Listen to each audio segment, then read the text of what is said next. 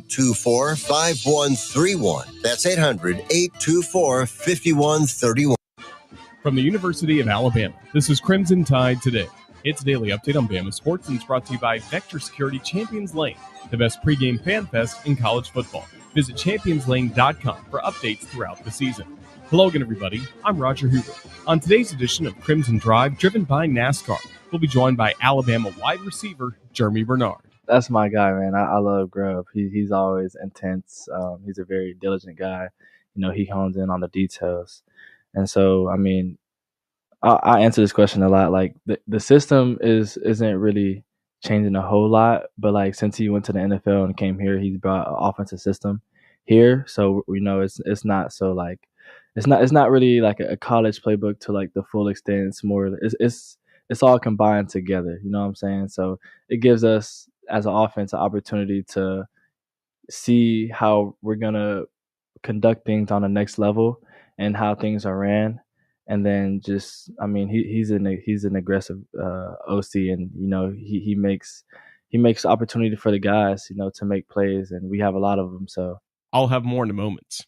Tide fans, are you ready for game day in Tuscaloosa? Don't miss the ultimate pregame experience this season at Vector Security Champions Lane, opening 4 hours before each home game. This fan fest has everything you need to get pumped for kickoff. Located next to the Walk of Champions, you'll enjoy live music, player autographs, the best food trucks from all over Alabama, and ice-cold beer in our Legends Lounge beer garden, where there's never a cover charge. Check out championslane.com each week for the latest updates. Roll Tide!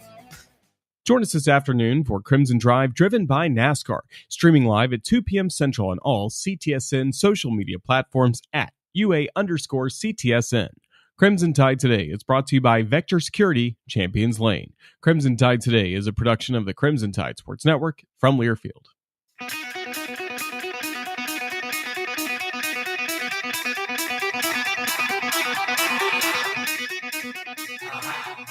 Welcome to Talkin' Ball with Scott Tyson and Drew DeArmond. Call into the Neighbors Wealth Management Hotline now, 256-576-4977. That's 256-576-4977. Now, here's Scott and Drew.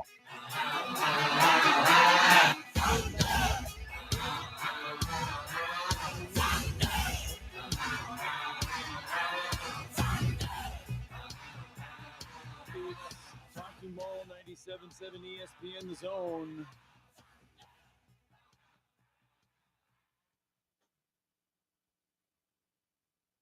I've got it plugged in. We good? Up. We're up as far as we can go. Yeah. We are up as far as we can go. Let's see here. One level. All right, there we go. Any better? No?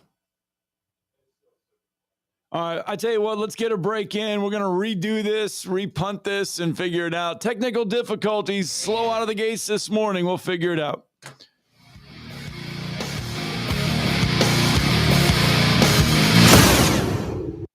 You're listening to Talkin' Ball on 97.7 ESPN The Zone. We are a championship school, and school is in session. Makes a catch, makes them bang into each other, stays on his feet, breaks a tackle, scores! Join us Saturday as the Crimson Tide start SEC play against the Georgia Bulldogs. Our coverage begins at 3:30 on your home for Alabama football. Your home of the Alabama Crimson Tide is 97.7 ESPN The Zone. Hi, my name is Dan Aldridge. I'm here to let you know about the Aldridge Law Firm and the soon-to-be-announced Legal Town Center.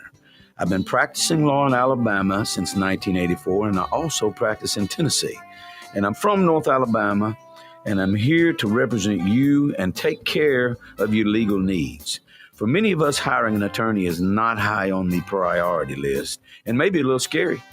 but it's something that we all need at some point. So by all means, do your homework. And if you need representation for car accident, wrongful death, medical malpractice, nursing home abuse, or estate planning, or any other matter, just give us a call at 256-534-3188.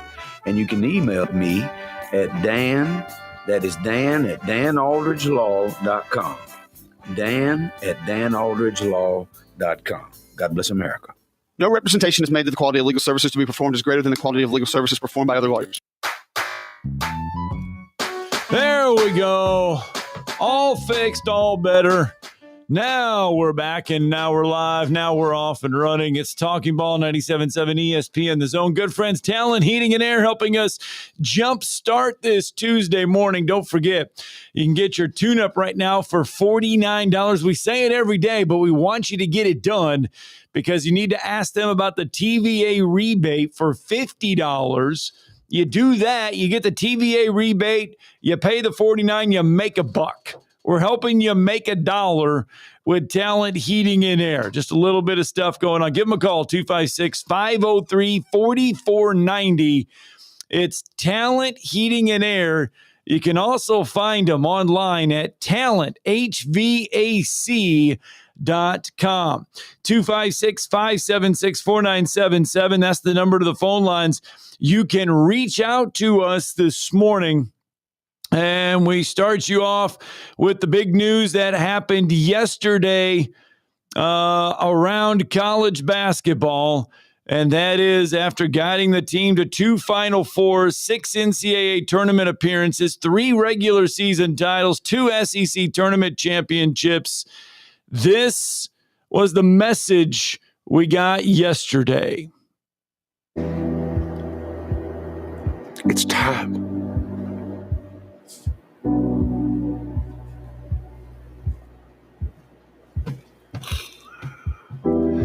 I've been a part of college basketball for almost 50 years.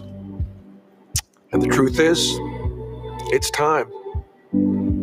I told myself that when I got to the point where I could not give it my all, where I wasn't necessarily 100%, where I couldn't be the relentless competitor that you expected of me, that it was going to be time. And as hard as it is to say this, I reached the realization that it's time for me to step aside. My dad taught me to work hard. I was cutting grass at 5 and shoveling snow at 7. He told me that hard work wouldn't guarantee success, but without hard work, I wouldn't have success, and it was my choice. It's what I've instilled in my players. It's what I've instilled in my children and their families. And I'm so proud of all of them for working so hard and representing our family name. I've been asked before what I wanted out of my legacy. I've gone to work every day trying to reward you for giving me the opportunity to be your basketball coach and represent this unbelievable university. I hope in some way I've earned it. That's a little bit of Bruce Pearl's farewell message yesterday to the Auburn family. Yeah, I mean, it's not so super surprising. It's not stunning. The timing, I guess, I thought, he might do it at the end of his season. I know from someone that I'm close to in the coaching business that he did say this summer that it was nearing an end. Yes. Now, he didn't give a timetable. Certainly he's done some interviews like with John Rothstein of CBS Sports, a couple of weeks ago. And he was still hinting that, the time was coming to an end and that, he talked about and he'd hinted about politics. It doesn't look like that's going to happen as far as his running for the Senate seat as Tommy Tuberville runs for governor. But and I think that was serious consideration. But I think what he's going to do now, and that's what he announced, is he's going to be an ambassador for Auburn. He's going to be the assistant to the athletic director, John Cohen. He's basically going to take Pat Dye's old job. Pat Dye did that basically after he left coaching at age 51 in 1992, and was an employee of Auburn University going forward. Yeah. And it looks like that's going to be the role for now for Bruce Pearl. And, and again, I'll just say this. This is how significant Bruce Pearl was. I think he was the most important hire in the history of the state. The history of the state? Yes, in the history of the state basketball-wise. Okay, okay. Yep. And that's what I mean. He was the most important basketball hire in state history because Auburn's basketball program had some fits and spurts under Sonny Smith. Right. Certainly, Cliff Ellis had some remarkable years in there, but there wasn't, a consistency and excellence. Right. And Bruce Pearl redefined Auburn's basketball program. They certainly built Neville Arena before he took the job, but he energized Neville Arena.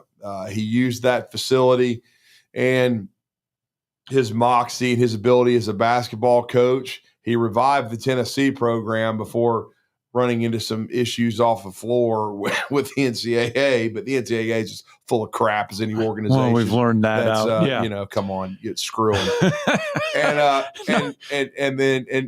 look, he was able to revive the Auburn program and take it to heights nobody'd ever seen. Right. I mean, he won SEC regular season titles, which had never happened.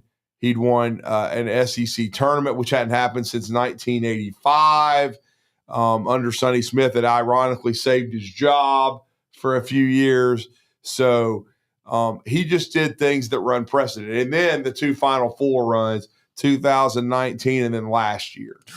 I mean, he did remarkable things. And the reason his hire was so important is because since Mark Gottfried had the 5 years at Alabama, where he built from 2001 to 2006, where Alabama was a viable NCAA tournament program, Alabama was in a malaise. They hired that put pressure on Alabama to get the hire right. Right. I mean, Anthony Grant was not a good fit. He did not, it was Grant's get ball, and it was Coleman Mausoleum by the time he left. There was nobody there. I could have thrown a basketball out in the stands and not hit anybody. Okay, because trust me, I covered some of those games. The style of basketball, the windshield wiper offense, everything else, it was absolute. It was a travesty. Right. And then they hired Avery Johnson. He gave them some energy initially that we've seen. He recruited well, but it became obvious with his NBA background that it didn't fit college basketball. And Greg Byrne knew it. Anytime you lose as the number one seed in the NIT, first of all, you want to be in the NCAA tournament. And that happened only once under Avery. And then secondly, they lose to Norfolk State at home. Norfolk State. And so it had just hit rock bottom. And Greg Byrne knew he had to go out and make a big hire, and he did with Nate Oates. And Nate Oates and Bruce Pearl, working in tandem, have taken basketball to the greatest heights that this state has ever seen. And you're right. I'm not disrespecting Wimp Sanderson and Sonny Smith. We both had them on this show. No, but you're talking 3 Final Four appearances since 2019. I mean, three Final Four appearances. Sonny Smith and Wimp Sanderson paved the way and showed what could be done. And before Wimp, C.M. Newton. They were all hugely important. But what, Bruce Pearl and Nate Oates proved is beyond a shadow of a doubt what can be accomplished in the state of Alabama. Right. It's not just a football state. Football is the most important. It's always going to drive the bus. But as Bruce Pearl eloquently said in his 14-minute, that we just brought you a little bit of his farewell message, address, is that you can be an everything school. And Alabama and Auburn have proven beyond a shadow of a doubt, if you commit to it, if you hire the right coach and keep them in place, then you can reach the highest levels of college basketball. And Alabama's now been to a Final Four, been to back-to-back Elite Eights. And so it's just been unprecedented in the state. Well, look at the recruiting level for college basketball. When Bruce Pearl arrived at Auburn, for Alabama and Auburn to even be in the mix to get 5-star recruits, some of the top 20 recruits in the country, was like, okay, that rarely happened. Now you look at the recruiting at Auburn and Alabama for basketball, and both schools now are in the mix to get the nation's best. Yeah, I mean, there's no question about it. We've seen who's been visiting Alabama's campus the last 3 weeks. They've been bringing in a cavalcade of 5-star recruits. Alabama and Auburn are both heavily involved with Caleb Holt, who might be the best prospect to come out of this state in history. I mean, that's saying a lot. I mean, there's been Leon Douglas's, that he was such a great player. Reggie King. There's so many that were outstanding. They're in in their days, and Enos Watley, Bobby Lee Hurt, Charles Barkley, who was a late bloomer that came to define Auburn, Chuck Person, Wesley Person. I mean, there's been a lot of great players, man. But I do think that and then Bruce is he really set up that pipeline to Atlanta that helped Auburn basketball grow so much. But you can't quantify what Bruce Pearl meant to the state of Alabama. It's just, and I can give Jay Jacobs a lot of credit, Jay Goose, the school president at the time, for, sticking their neck out and deciding to take that chance. Because it was a risk when they hired Bruce Pearl. It was a risk. But it was one Auburn needed to take. Right. Because the program wasn't good. I mean, they had Tony the Tiger, Tony Barbee. Ooh. It was unmitigated disaster. I mean, it was just like, You want to talk about a mausoleum. I mean, Auburn Arena didn't have anybody in it. And you've seen that place. It's amazing. Yeah. Such energy. And so you just have to hire the right coach. And both, institutions have been very fortunate to do that. And last year was a high water mark because College Game Day came to, an Alabama-Auburn game. And then, heck, man, you saw how good the two games were. Auburn thrashing Alabama pretty solidly in Coleman Coliseum, and then the instant classic in Auburn Arena. And dare to say, and it really isn't a hyperbole, it was better than Duke, Carolina. And that was the last home game for Bruce Pearl. Turns out to be the last home game for Bruce Pearl inside Auburn Arena. But it's just the energy that's been injected. Alabama-Auburn basketball last year was bigger than Duke, Carolina.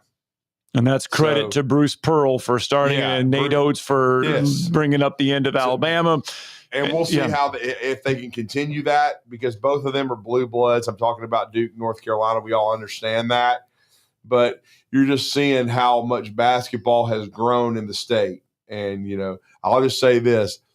Duke, Carolina isn't anywhere close in football to what Alabama-Auburn basketball has become national. All right? I mean, Bill Belichick's getting more cred for kissing his girlfriend on the sidelines after getting his ass beat by UCF. Right. Did he get his butt beat? I mean, now it's what year one. Right. So, and that program was not near the top of the ACC when he took it over. No. It wasn't even close. And Duke has shown some signs, but I'm just saying that right now, Alabama-Auburn basketball is very relevant nationally. All right, 7:15. That's how we get you going here on a Monday, or a Tuesday, I should say. Plenty of other stuff to get through, but we got to get a break in when we come back. Get out to the phone lines. We got to start setting the table for what is going to be a fantastic weekend of college football. Auburn, Georgia. Auburn, Texas A&M, Alabama, Georgia, and others. We'll start setting that table next.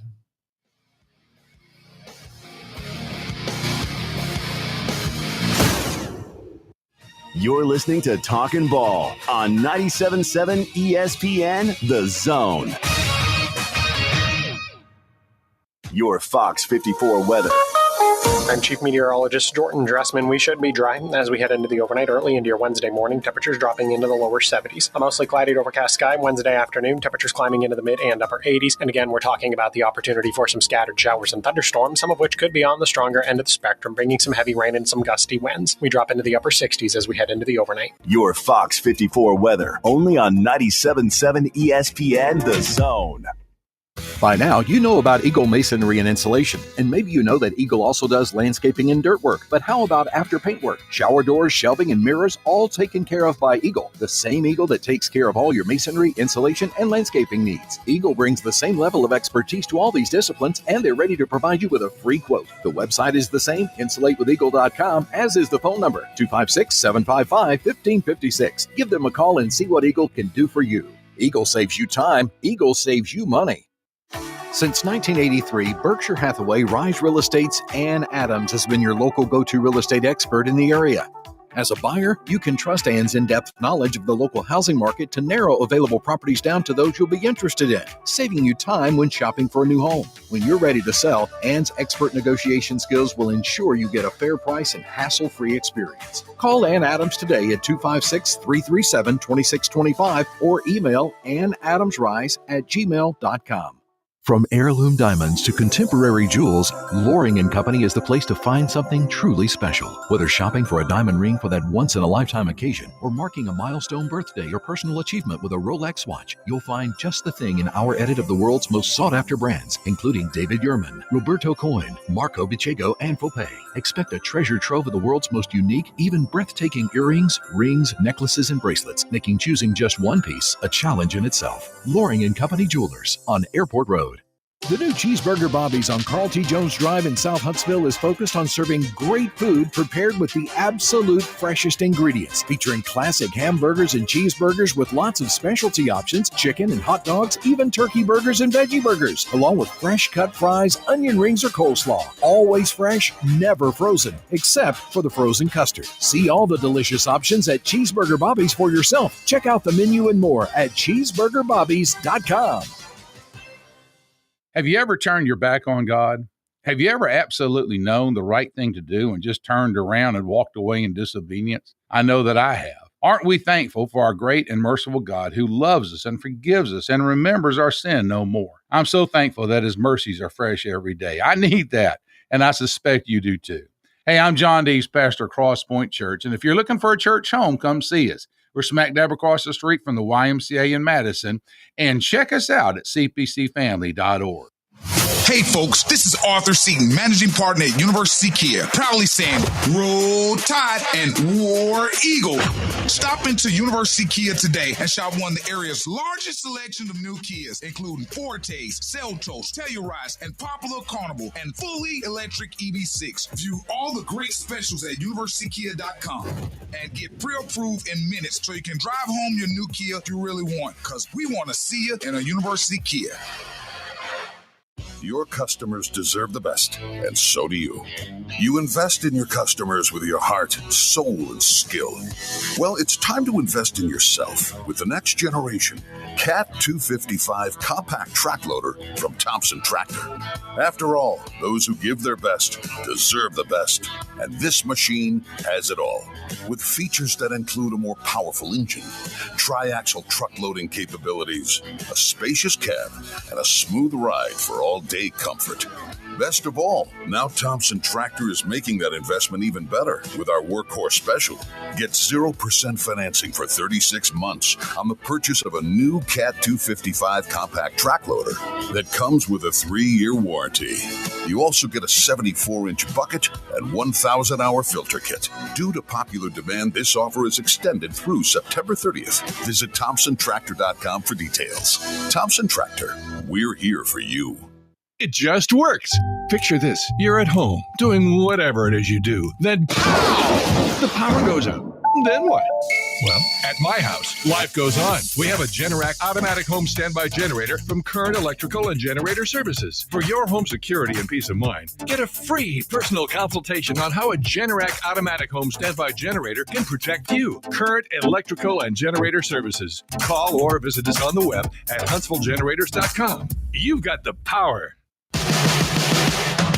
Talkin' Ball with Scott Tyson and Drew DeArmond. Weekday mornings beginning at 7 a.m.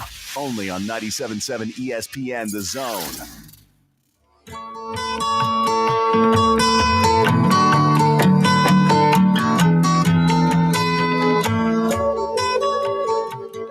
Comes the rain.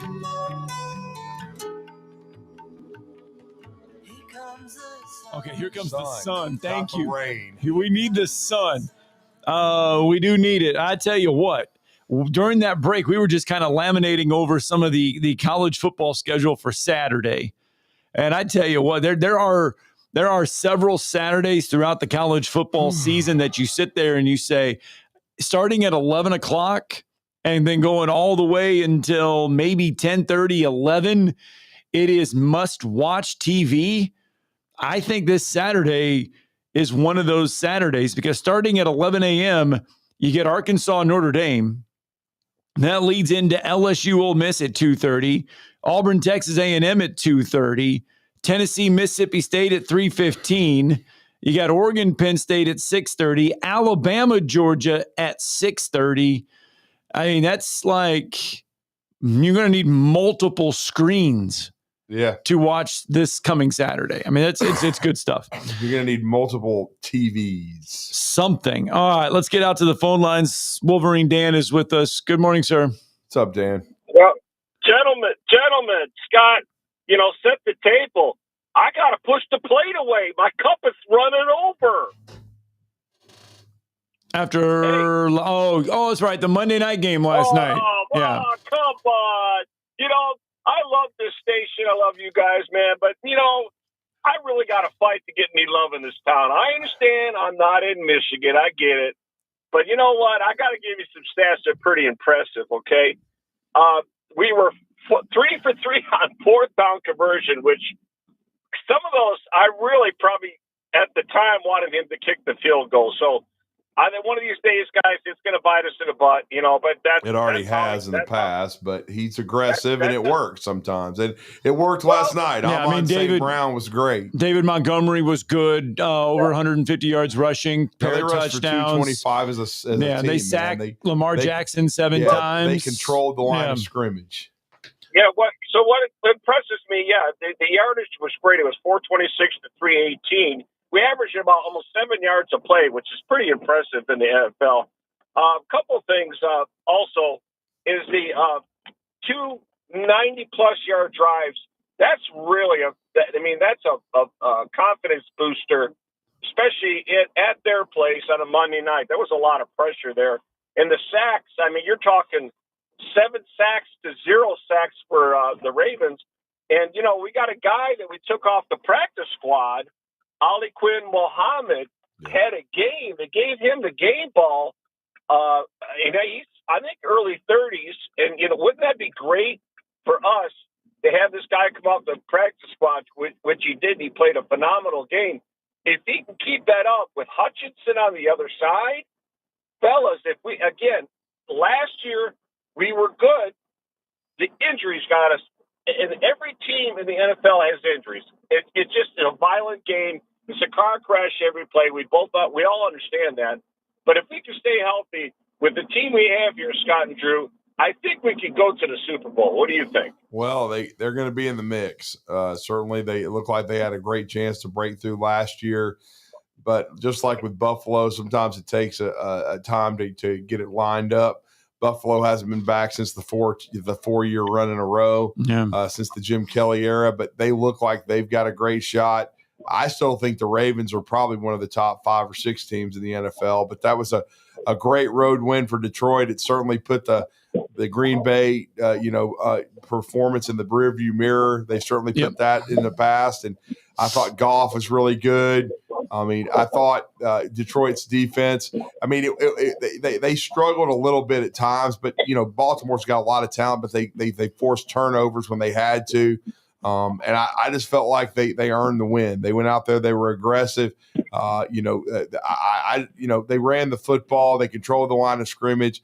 And I do think especially with what we saw Green Bay do at Cleveland, huge win to swing the division and be right there at the top. So, right now Detroit's as good as any team in the NFL. I mean, I know there's some 5 or 6 3-0 teams, but again, I think they're up there. They're definitely in the top 7 or 8 in the NFL.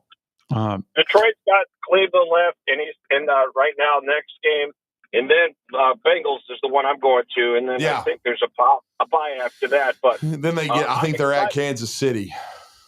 Oh, okay. Well, we've done that. We've got their number last several years. But let me put it to you this way in my closing. This game makes me look forward to Thanksgiving dinner because I'm going to enjoy that drumstick that I'm going to win because we are going to beat the Packers in our place. Right. There you go. All right. Enjoy it. Enjoy it. Thanks for the phone call. Let's get out to Brandon real fast as well. Good morning, Brandon. What's up, Brandon? I love the fact that Bruce Pearl's last game at home and versus Alabama was a last-second heartbreaker because that jackass ate Crimson Crane and no more. Well, he ended up still going to the Final Four. Yeah, he did. He had a hell of a run. He won an SEC regular season title. I still think it was the best team in Auburn history. And again, I don't think it's hyperbole, to say that again that his hire was the most important in the history of the state basketball wise because it took Auburn to a level we've never seen. It forced Alabama to make a move. And they've gone to the highest heights we've seen their program as far as consistency because really Alabama had not been a factor in the NCAA tournament since Mark Gottfried kind of ran out of steam. And once he was dismissed, you only had 2 appearances in the tournament in 2012, and then Avery Johnson had the 1 appearance. So it's been rough on Alabama, and I believe that was 2017-18. So Nate Oates has come in and done remarkable things. So again, just kudos to Bruce Pearl. And he started it. He started it, and then Nate Oates comes in, and together, both of them have made basketball fans out of a lot of people that once football season ended, they didn't care about basketball. I agree with that. I just feel like his exit and him doing what he's doing now is going to do a lot of damage to this program. If he would have retired after the Final Four and gave them the chance to go through the coaching carousel. No, Stephen Pearl was going to be the head coach no matter what. I agree with Scott. Yeah, Stephen Pearl was going to be the head coach. A few years ago, when you heard Bruce Pearl's name being mentioned prominently with Louisville before, when they hired Kenny Payne's sorry ass, and he was terrible. But when they hired Kenny Payne, I think Bruce Pearl was in the mix. Now, he didn't pursue it because he went back to Auburn and said, I want to stay here, but I want X, Y, and Z. And part of that was that Stephen Pearl would be the next head coach. Right. And so Bruce Pearl stayed, and it was great for Auburn. And by the way, I wish Stephen Pearl all the luck in the world. He signed a 5-year contract. It's not going to be just an interim 1-year thing. He's a good dude. I've had a chance to get to know him because he's recruited Huntsville High. We appreciate that very much. He recruited Simon Walker, who will be a freshman, really good guy. And I think this transition, I think it was done this way because they wanted to keep the roster together. Yes. Now they still have the 30-day window, yada yada, where you can still transfer. But with the practice starting, I think, and Stephen has recruited the majority, if not this entire roster. I wouldn't anticipate Todd Pettiford or anybody leaving. I think they're going to have their roster together, plus the rest of this coaching staff. Well, we're going to talk to Jason Caldwell at 8. We'll find out if they're just going to bump somebody up for that open spot. The press conference for Stephen will be tomorrow at 9:00. But I just think for a transition for Auburn, Brandon, this was probably the best way it could be handled. Because I'm like you. I thought he would do it at the end of a season. But I did not think there would be a search. I thought there would be Stephen Pearl. But I think you're right, though, about the transfer portal thing. That the classes have already started. Yeah. It's really hard for one of these guys to say, I'm leaving now. And if you watched it, they did that ambush tour again this summer, and Stephen did all of those. Yeah. And so this has just been in the works for a while, Brandon. I'm not saying that the dude might not have some ability and that he might not be a coach, but my understanding was he was a medical sales rep 7 years ago. Unless that's incorrect. And you're going to hand a guy that's never head coached anything the keys to a program that just went to a Final Four? Are you joking? Well, I mean, it's a risk, but the same time too here's the same time too. We've seen programs where guys have come in that have credentials longer than you know what, and they come in and they don't have success and they crash and burn. Well, I'll give you three examples where it worked though. Right. CM Newton to Wimp. Seamless. It worked. Right. So far, and then now it's been, you could say, that it's been dicey with from Roy Williams to Hubert Davis, but he did reach a national championship game. So you could say that one is still to be determined. Right. Okay. Right. And then, of course, the situation with Duke, I think so far so good. With the way that's worked out with Coach K. And Coach K abruptly retired. And it was almost the same kind of timeline as you saw. Not quite, though, but still. John Shire at Duke. And that's what I'm saying. John Shire has done remarkable things, and he's reached a Final Four and nearly won a national championship. So Dusty May at Michigan. Well, that he didn't have head coaching experience when he first started, though. When he first started, Dusty May didn't have anything. He was at Florida Atlantic, right? But when he took that job, coaching experience at all. I'm talking about from the same institution. Yeah, Scott. okay. I'm talking about from the same institution. When you have a Hall of Fame coach that leaves, and then you have an assistant take over. John Shire, Hubert Davis. Hubert's is to be determined, but he has had some initial success.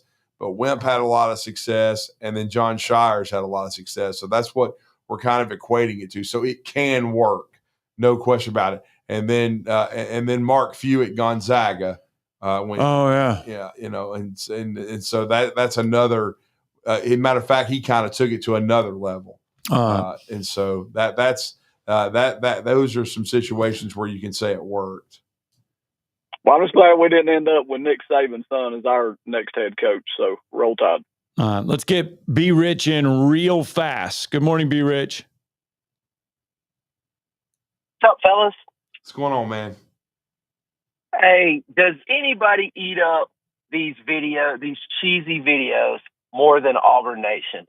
I mean, 15 minutes of a long, cheesy goodbye when, that could have been when Nick shut it down. Did you see some cheesy video? No, he just released a statement, shutting her down, all that kind of stuff. That whole production value put into that, and pitching Steven the basketball, and that Auburn just eats that stuff up. They love that stuff, and I think it's the reason why they're always little brother in this state, just because they just embrace that whole role of, the family and all this kind of stuff. But I think it's going to be interesting to see how the transition goes, because Steven's just wired a lot different than Bruce, and it's going to be interesting. Yeah, I mean, he has a defensive background, and he played for his dad at Tennessee. And then he played overseas for a while, played professionally. And then, he did take some time away from coaching. But I think a lot of that, too, was he took a break when his father was out of coaching as well with the show cause. But he's been back for a good while, part of that program, and he's worked his way up to associate head coach. And from what I understand, he's been running the practices quite a bit, especially during this offseason. Because I think they were the entire time there was, Bruce didn't go on the record with it, but he was kind of planning on doing it like this instead of like what I was thinking, doing it at the end of a season. And he kept telling Auburn too, the time is near. It's guys, it's going to happen. It's going to happen. So, And John Cohen even said, look, we've been told this is going to happen at some point. They just never made it public. They didn't make him coach in waiting like we've seen in other places. So, right. He's been dropping hints left and right, but you talk about you talk about being born on third base. I mean, that's what Steven's inheriting. And he is lucky to have some good assistants with him. And from what I understand, I mean, everything's going to remain intact. So, I mean, it's set up for him to be successful. But you talk about dudes being born on third base. I mean, this is the absolute definition of it. So it's going to be an interesting case study. I'm hoping it helps us out with Caleb Holt. We shall see. Yeah, I mean, But anyway. Well, I mean, look, Stephen Pearl, no doubt about it. He's walking into a rich, or not walking in, taking over and moving over a spot into a rich situation. And I think that's what Bruce wanted to do. He wanted to set him up for success. Yeah. Leave a good roster. I'm sure they've been in communication with everybody on the team, Tahad Pettiford included. They want to keep this team together this year and see how it goes. And certainly they'll continue to recruit very highly. Now, the one thing is you can't deny is Steven hasn't proven himself like Bruce. Right. He's going to have to, but if he comes out and wins, John Shire did right away. So did Hubert Davis.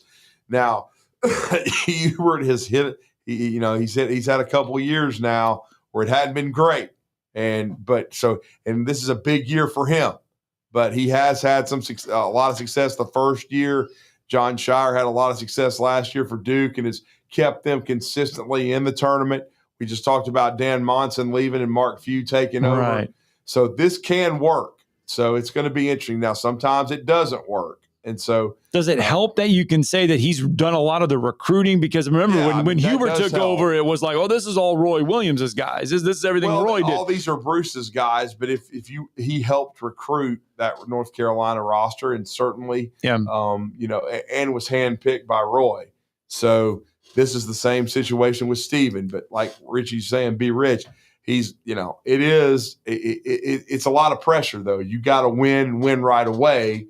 And the standard is not supposed to drop because, minimum NCAA tournament, and they want you to have success. Right. So we'll see what happens. But, sometimes these work and sometimes they don't. But, they've worked in this state before. So we certainly are looking forward to seeing what Auburn basketball is going to look like.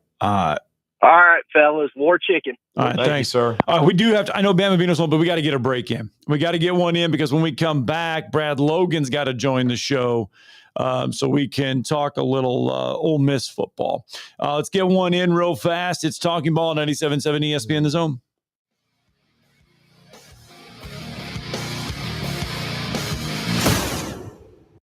You're listening to Talkin' Ball on 97.7 ESPN The Zone. Normally, when you call a roofing company, all you hear is, you need a new roof. Not when you call Fleming Roofing and Restoration. Since 1965, the folks at Fleming have been focused on what you need, whether it's an easy repair or a full roof replacement, commercial or residential. And when it comes to storm damage, you want Fleming on your side. They know all the ins and outs of insurance claims and will guide you through the entire process. Log on FlemingHSV.com and book your free estimate today. Fleming Roofing and Restoration. We show up. Sure, Valley Equipment Rental takes care of the homeowner and his needs, but how about the pros out there? Well, Valley Equipment has the big stuff as well. The equipment you need to get any job done. I'm talking about the big track hoe excavators, from the 30,000-pound mid-size one to the big boy 50,000-pound units. Need a dozer on the job? Well, they've got them up to 105 horsepower, and that's a good-sized machine. Plus, Valley Equipment has more lifts than anyone around. Up to 80-foot booms that reach 56 feet with a 10,000-pound capacity. 2 locations, North and South Parkway. Check them out today. There's a lot of talk these days about who's the biggest. I'm attorney Gary Lackey. Bigger doesn't equal better. I'm attorney Jennifer Lackey. We know we're not the biggest. We don't want to be. I'm attorney Justin Lackey. We're big enough to handle your case and get you the help you need. But small enough to welcome you, where you're never just a number. You're part of our family. The Lackey Law Firm, 1-800-4RIGHTS. No representation is made that the quality of the legal services to be performed is greater than the quality of legal services performed by other lawyers. Uh-oh, Brad's buzzed. Oh, yeah? Yeah, he's starting with the woots. And now a speech. I just want to say that friendship is about heart and brain. Who's with me? Good thing is, he knows when he's buzzed. And my brain is saying, when it's time to go home, somebody call me a ride. Love that guy. Me too. Know your buzzed warning signs? Call for a ride when it's time to go home. Buzz driving is drunk driving. A message from NHTSA and the Ad Council. I don't think that many kids in my son's school even do it. He makes fun of his friend who vapes. He would never try it. She's into soccer. She's on the honor roll. She's just not the type. No way. No way. No way. No way. My kid would never vape. Get your head out of the cloud. Today, nearly 8,000 kids will start vaping. Maybe even yours. Learn about the dangers at talkaboutvaping.org. Football season and Bad Daddy's Burger Bar. The perfect combination of good times and great food. This season, score big with one of our chef-inspired expressions of pure burger amazingness. Our delicious burgers are made with premium Angus beef, and you can pair it with one of our signature cocktails or a cold craft beer from our huge selection. Bad Daddy's Burger Bar on the Parkway in Huntsville and our new location at Cliff Farm, Highway 72 in Madison. This segment of Talkin' Ball is brought to you by University Kia, the #1 volume Kia dealer in the state of Alabama. Located online at universitykia.com. Hi,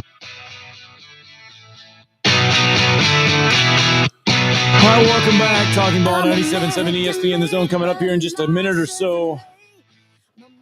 We're going to talk some Ole Miss football with Brad Logan, because on Saturday it is a busy day in college. Remember, we kind of ran it down a little bit of what's in store, but as far as SEC play goes, this is a big one, and Ole Miss is getting ready to take on and host fourth-ranked LSU. Yep. Ole Miss a 1.5-point favorite at home right now at Vaught Hemingway Stadium. 2:30 kickoff for this one. And we remember what happened last year was a classic. I mean, yeah, LSU wins it on a walk-off in overtime.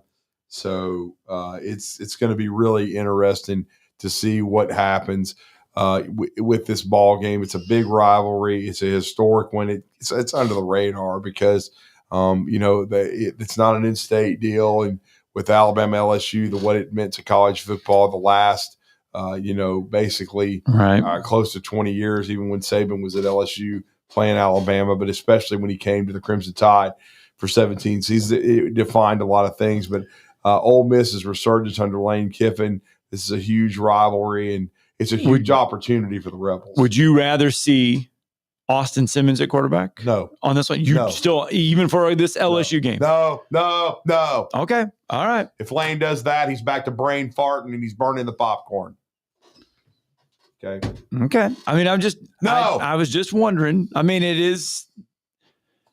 because really, Austin Simmons, as far as SEC experience games going, there's only been 2 games played as far as he doesn't have like a ton of it. It's not like you're replacing a guy that has started 10 SEC games or 15 SEC games. So I was just wondering. All right. Brad Logan join us here in just a few minutes as we talk Ole Miss football. Again, that is coming up at 2:30 on ESPN. I think he's about to be ready to roll. We're going to talk to Brad Logan and get his thoughts on this matchup, because this is, 3 of the weekends so far in the SEC. And really, week 0, there wasn't a whole lot, but if any at all.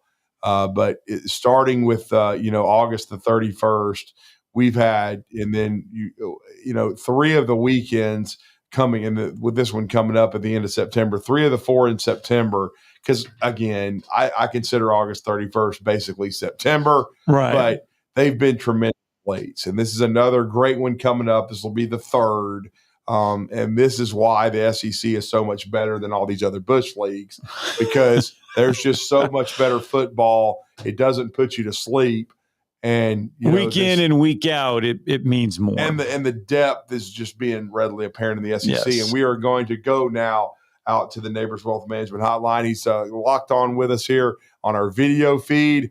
But it's great to welcome Brad Logan back to the show and talk some Ole Miss Rebels. Huge game coming up in Oxford against LSU. Brad, how are you? I'm doing well. Scott, good morning. Scott, Drew, good morning. Thanks for having me on today. Yeah, absolutely. He's with Inside the Rebels. on 24/7 Sports. Also, Believe in Ole Miss Rebel podcast. He does a lot covering the Rebs. And Scott just asked me this. I did. He's asking me about Austin Simmons, and I said, who? I said, we need to be Trinidad Chambliss needs to be the quarterback of this team. I'm sorry, Austin Simmons has been Wally pipped. What say you?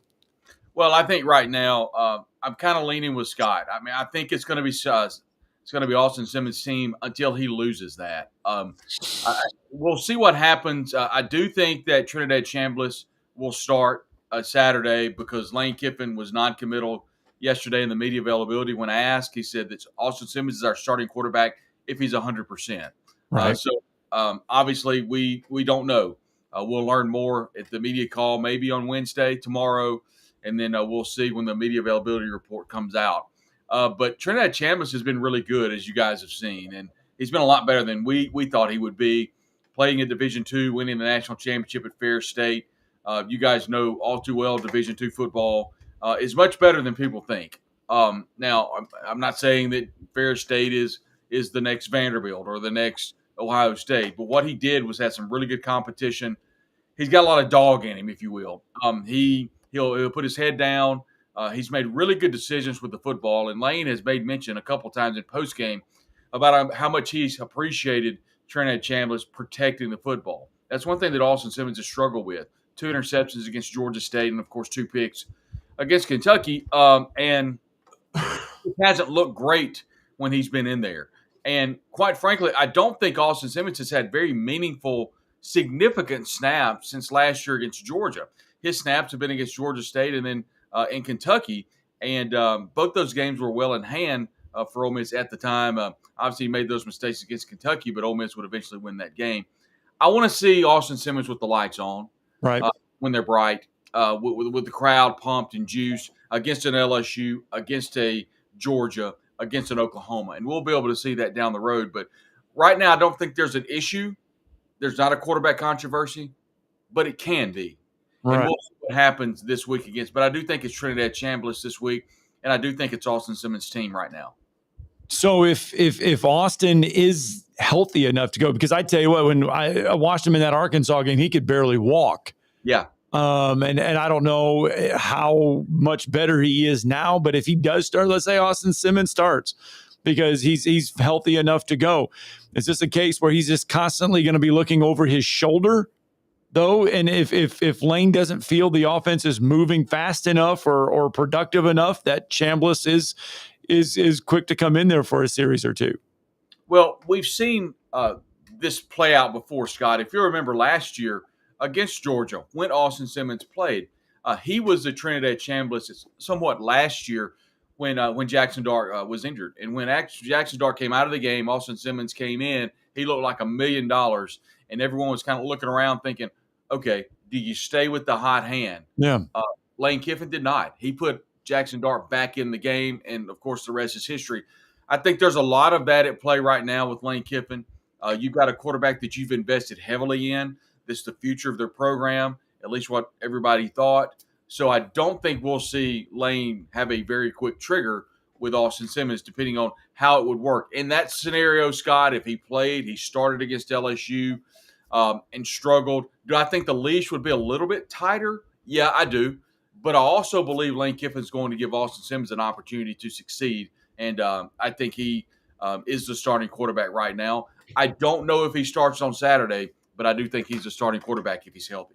Very interesting because, again, Chambliss has been so good. And, I mean, credit to him, credit to Ole Miss and what they've been able to do to evaluate him and bring him in from the Division II level. As you said, Division II football, much better than people have given it credit for. But Kewan Lacey as well, really good addition from Missouri.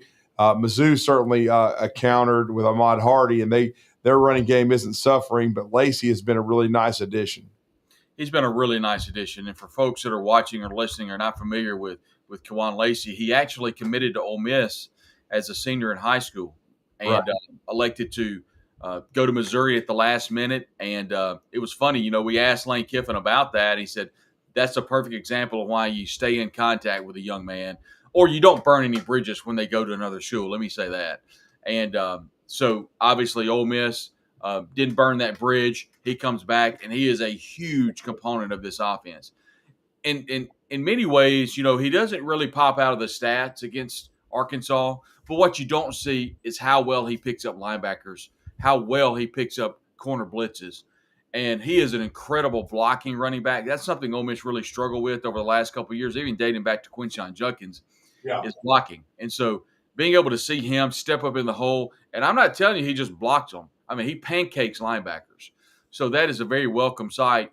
Does nothing but protects that offensive line, who I think have gotten better over the last couple of games. They really struggled in the first game against Georgia State, but I think the offensive front's gotten much better, especially with the transfer of Patrick Kutas from Arkansas. He's really anchored that right guard spot.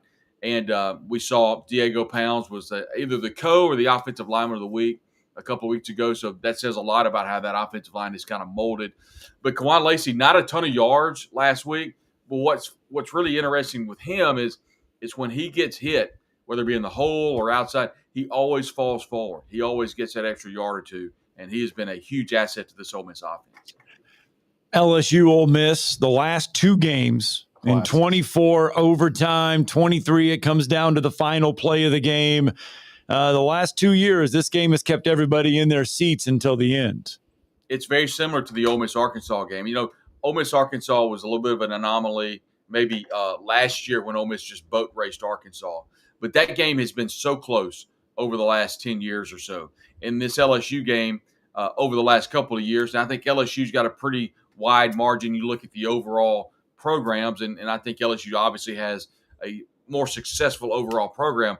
But since Lane Kiffin has been in Oxford, and then, of course, you date back to when Hugh Freeze was in Oxford, the game was much more competitive. You talk about Les Miles and the clock game to where they couldn't get the ball down to clock it, and Ole Miss wins there at the end. And Andrew Ritter gets the kick back in 2014 or 2015, 13, 12, whatever year it was. It all runs together at this point. But there's been some really close games. And even when Ed Ogeron was at Ole Miss back in the middle 2000s, I can remember going to Baton Rouge and LSU being highly ranked, and that game going to overtime. So there's been some really close ones. But the ones you're talking about here recently, you talk about Jaden Daniels throwing that last pass that gets knocked down 2 years ago in Oxford. That was an incredible game. Last year, Ole Miss leads the entire game in regulation and loses in OT. I think Caden Davis kicked like a 56-yard field goal in overtime, and Ole Miss loses. So the game's always got some shenanigans. There's always crazy stuff that happen in this game. But I think if you look overall at Ole Miss's program, you got 3 games that you have to look at. I think the goal for Ole Miss to finish 10-2. You've got to win 2 out of the 3 between LSU, Oklahoma, and Georgia. Maybe win 1 out of the 3 if you can win the rest of your games against teams like Florida, South Carolina. I think Mississippi State's going to be a tough out this year. So there's some opportunities for Ole Miss. Win 1 out of those 2 and win the remainder of those and get yourself at 10-2 in a position for the college football playoff. Really need to be 11-1 because if you do go 10-2, what's that good win against? Is it against an LSU team that falls apart? Is it against an Oklahoma team that it all depends on who you win? So they're trying to get to that 10-2 mark, but really need to navigate those waters carefully. And we're talking to Brad Logan. He's in correction for me. He's with On3 now, contributing to them. Of course, we know he's with WFCA FM Sports, Believe in Ole Miss podcast. And he's always had the Red Blue Crew podcast. But before we let you go, so much talent lost in this Ole Miss defense, which I thought at times was really probably the best in the league last year. How is it, maturing so far in your mind? It's doing better. Ole Miss, they've got a very highly ranked pass defense. I think that's a little bit skeptical ranking, and the reason I say that is they've got some issues in the secondary. They've got to play better at cornerback. Jalen Braxton, transfer out of Arkansas, has not played at all. That's forced a lot of players to have to step up. Kapina Gashukin, the transfer out of Washington, Sage Ryan, they all have to play better. You look at Chris Graves Jr., played pretty well. The good news is I think Ole Miss is playing better. For example, Ricky Fletcher, transferred in, is playing better. There's just some spots against Arkansas early on to where there were some receivers running free. Now, they were able to alleviate that in the second half, but Ole Miss has got to be better. You fast forward and kind of look what Ole Miss did in the second half against Arkansas, and they played so much better. Because you look at the schedule, they played a lot better against Tulane, put some things together, but Tulane did not have the offense that Arkansas did. I was very, very surprised that Jake Rasloff was not as good as he was. I was anticipating him to be much better. Now, a lot of people told me at half when I was like, boy, Tulane is just not very good. And some people kind of point out, well, maybe that Ole Miss defense is playing better than you've given them credit for. That possibly could be fair too. I think at one point it was 45-3, and I think Lane would have loved it to stay 45-3, finish up 45-10. But I think there's some issues at linebacker as well. I think T.J. Daugherty has to play better. Now he made a great strip. Wyatt Williams, who's come on in the secondary, has been a really good secondary player for Ole Miss. Antonio Kite, the transfer out of Auburn, he's been superb. He's been Ole Miss's lockdown corner. So there's definitely some positives, but has to be better at linebacker, need to be better at cornerback.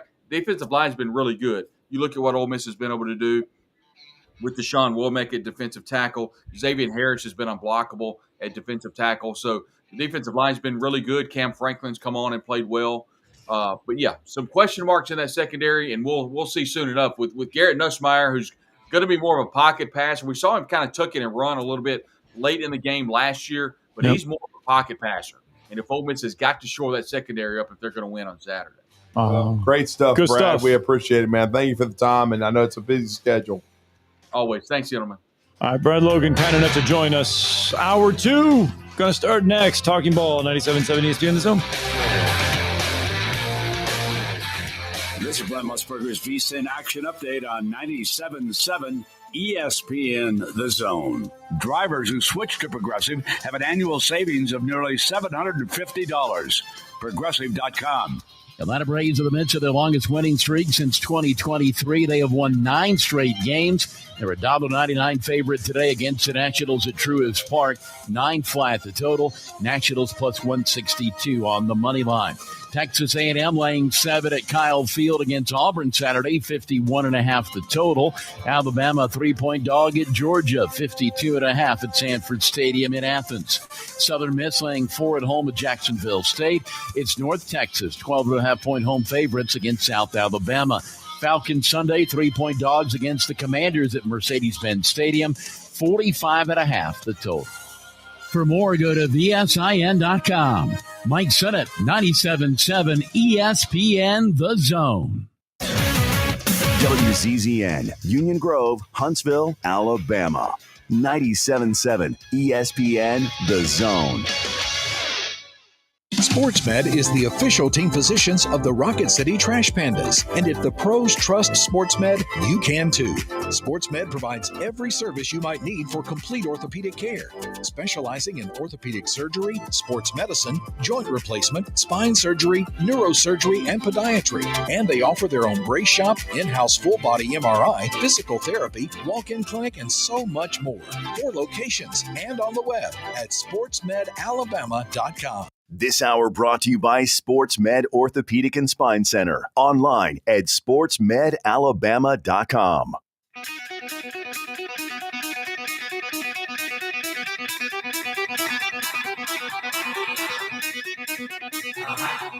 Welcome to Talkin' Ball with Scott Tyson and Drew DeArmond. Call into the Neighbors Wealth Management Hotline now, 256-576-4977. That's 256-576-4977. Now, here's Scott and Drew. Hour 2 is upon us. 97.7 ESPN The Zone, Talking Ball. Scott Tyson, Drew DeArmond, SportsMed Orthopedic Surgery and Spine Center, kicking off hour number 2. SportsMedAlabama.com. You can find them online. Don't forget, each and every Saturday from 8 a.m. to 9 a.m. it's the SportsMed Saturday Sports Clinic. 4715 Whitesburg Drive is where you can find that. You can also give them a call, 256-881-5151, the official medical providers for the Rocket City Trash Pandas, whose season is over with right now, and the UAH Chargers, whose season is about ready to begin. They're practicing right now, or the UAH Charger basketball squad. So we'll be shifting gears here in another month to some college basketball. But that is where we start hour number 2, because that is where we started hour number 1. and that was the announcement yesterday that Bruce Pearl retiring from coaching the Auburn Tigers.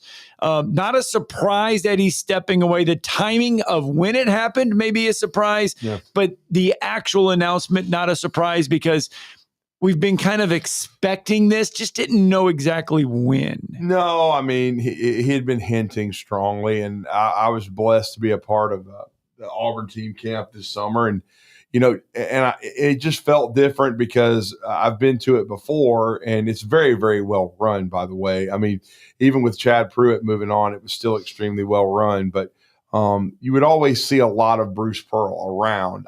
We didn't see him this year. And so it felt different. It felt different when in the ambush tour, we saw Stephen Pearl doing a lot of those appearances for his father, and that was another kind of signal.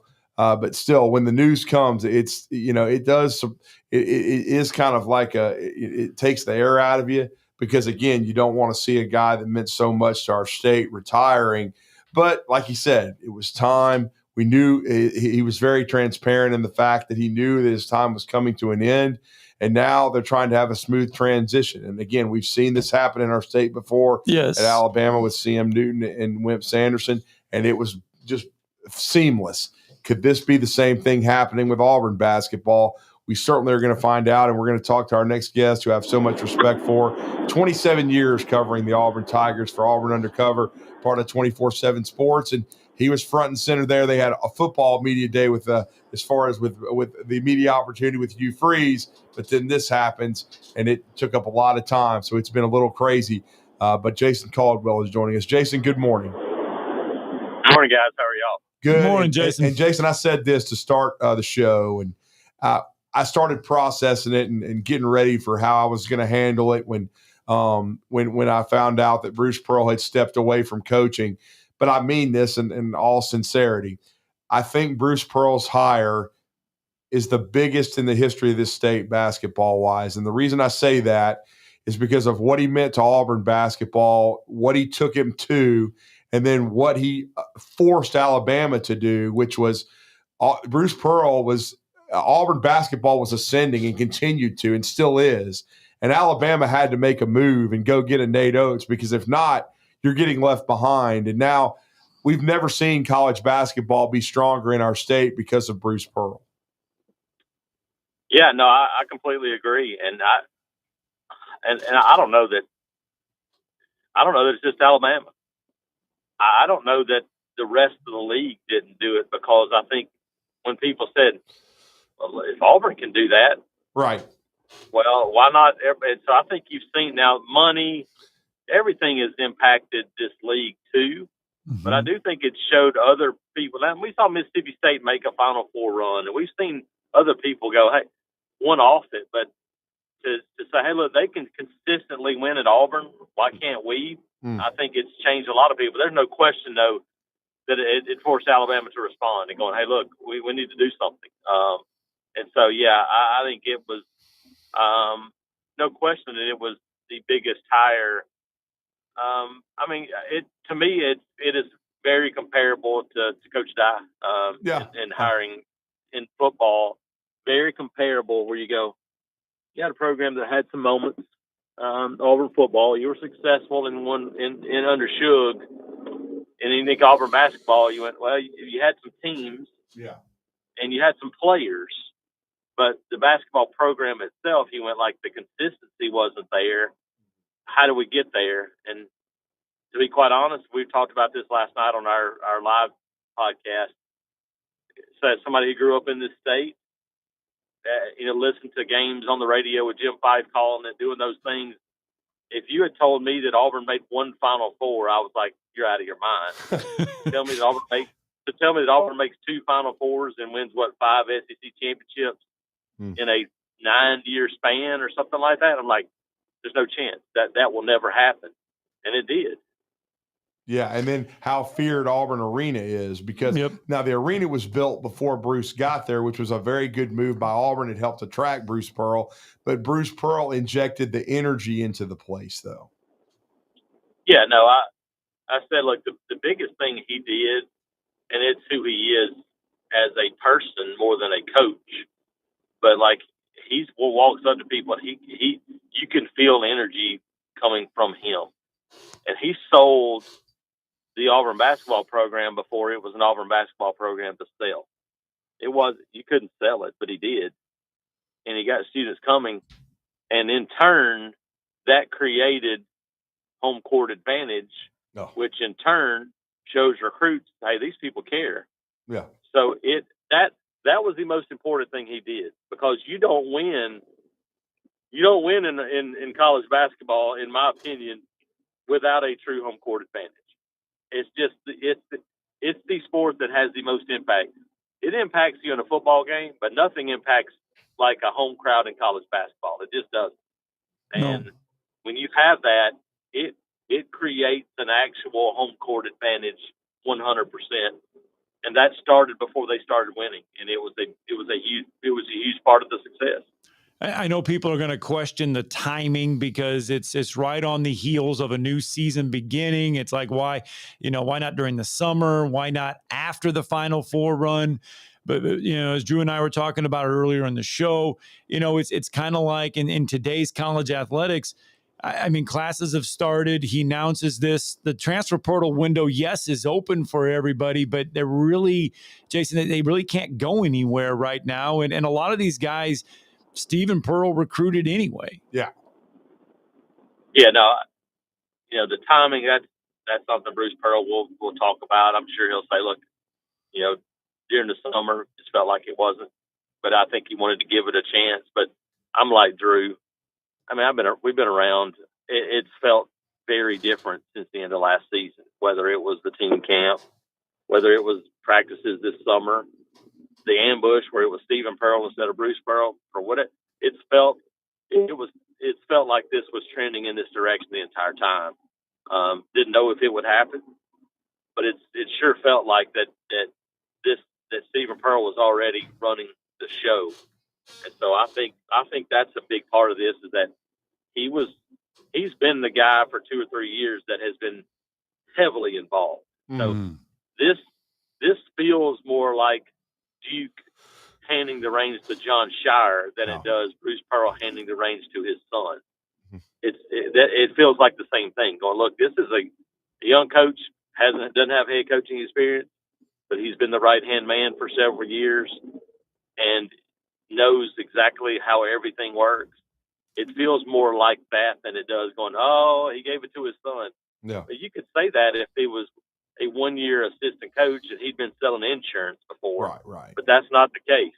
And so, I think it's kind of been trending this way for a little while. But, only Bruce Pearl can say, hey, here's the reason why it happened when it did.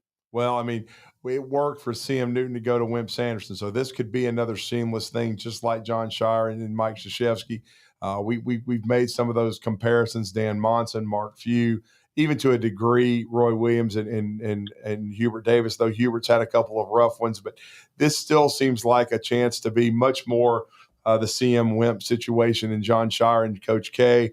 But for our listeners, you know him very well. I've had interactions with Stephen Pearl. I like him. I think he's a really good dude.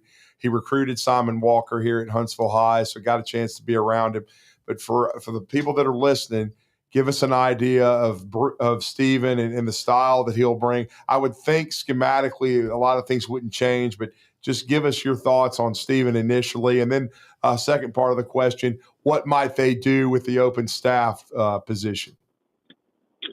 Yeah, as far as the staff position goes, they brought on Matt Gatens, who was the assistant at Iowa, who's been here before, to be kind of the GM. I wouldn't be shocked to see him kind of slide onto the court and maybe find another kind of GM role. I could see that taking place. But I think they've got a little bit of time because you do have a built-in another coach there. So I think we'll wait and see on that. But as far as I think the biggest thing is probably, it reminds me, because they're best friends in each other's weddings. Yeah. You look at Todd Golden and you look at youthful, energetic, maybe a little brash at times. Gotcha. That's what I feel like Stephen Pearl will be as a head coach. I think he's going to be a guy that's going to be aggressive. And so I think aggressive defensively, which I think is going to be maybe a little bit more attacking defensively. I think it could be a little bit more. Now, the style of play was going to change anyway because you don't have Ginobili to back to the basket. Right. I think it's going to be more shooting threes. It's going to be more similar to what Alabama's done the last few years, I believe, in the way they play offensive basketball. But they'll still run their sets. They're still going to do some of those things because Mike Burgermaster is still there as kind of that offensive coordinator.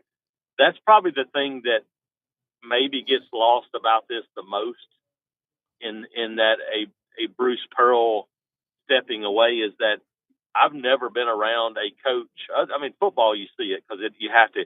Never been around a basketball coach who allowed his assistant coaches to do more coaching than Bruce Pearl did. Every coach had the scout. So it was Chad Pruitt one day. It was Stephen Pearl one day. It was Ira Bowen one day. Like they scouted the opponent and they gave the scout.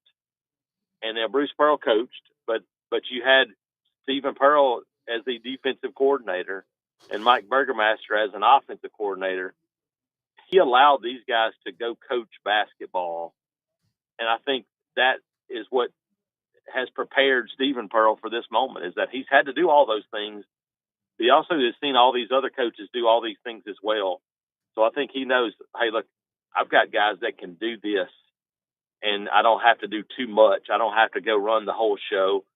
I think that's a big part of it. So now you take the keys and try to keep driving. I think that's the goal right now. And that's the thing. Stephen Pearl's been kind of groomed for this over the past 5-6 seasons. This is something that he has been groomed for. Yeah, and like I said, I think the difference is that it's not just a guy that's like, well, he's the coach's son. Let's go let him be the guy. This is a guy that is, I would say, fiercely competitive. And that shows up in practices and when they do things. And so we got a chance to watch practice yesterday, and it was a little different. It looked and felt a little different out there, knowing that it was his first. He's the first practice as the head coach officially. But I think you look at it and go, how does he put his stamp on things? I think it's going to be gradual. I don't think you're going to see, these sweeping changes, and that's not necessary. But I do think you'll see some little things in the way they play, the way they do things that might gradually shift under Stephen Pearl. Well, I tell you what, Bruce Pearl's impact has been so, just so immense that Auburn's playing a big game at Texas A&M. We're just now talking about it after 15 minutes. 15 minutes in September, and we're talking about Auburn basketball.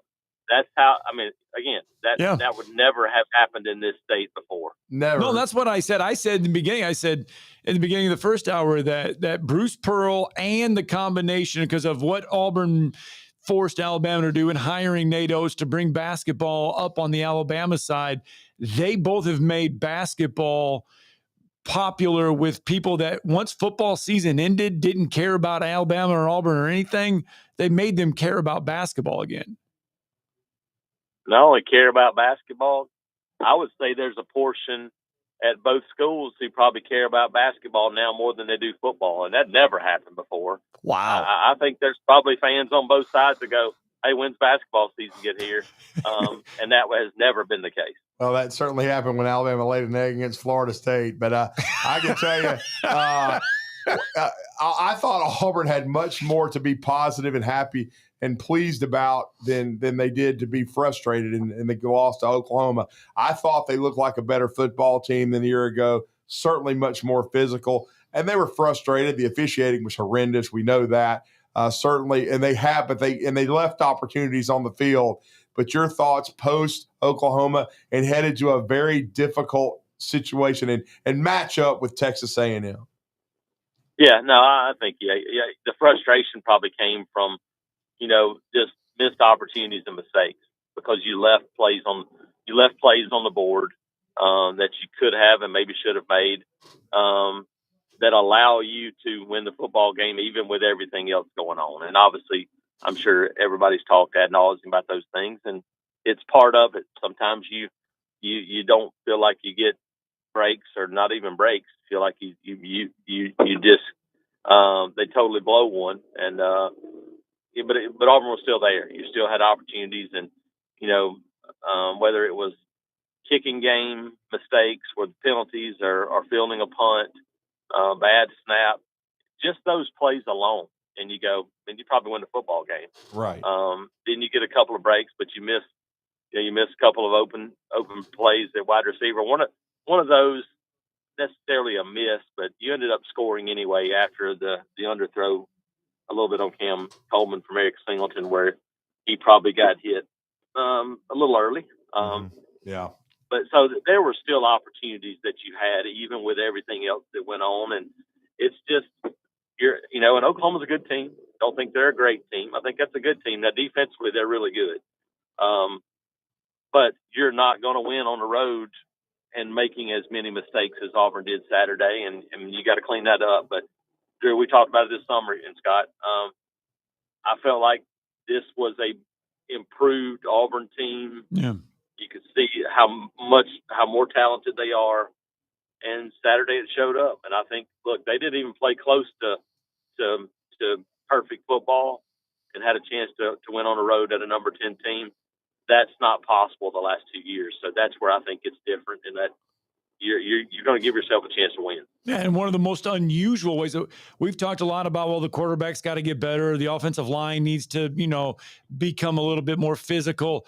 But it was the special teams of all of the areas of the game, in an area that usually Auburn is really good at. The special teams just kind of let them down. Yeah, and it's been an issue the last 2 years, really. Too many penalties on special teams, and unfortunate. Just a guy that's been really good at Reed Hughes, and you just have an unfortunate bad snap on a punt. Even with the other penalties, if you don't have that play,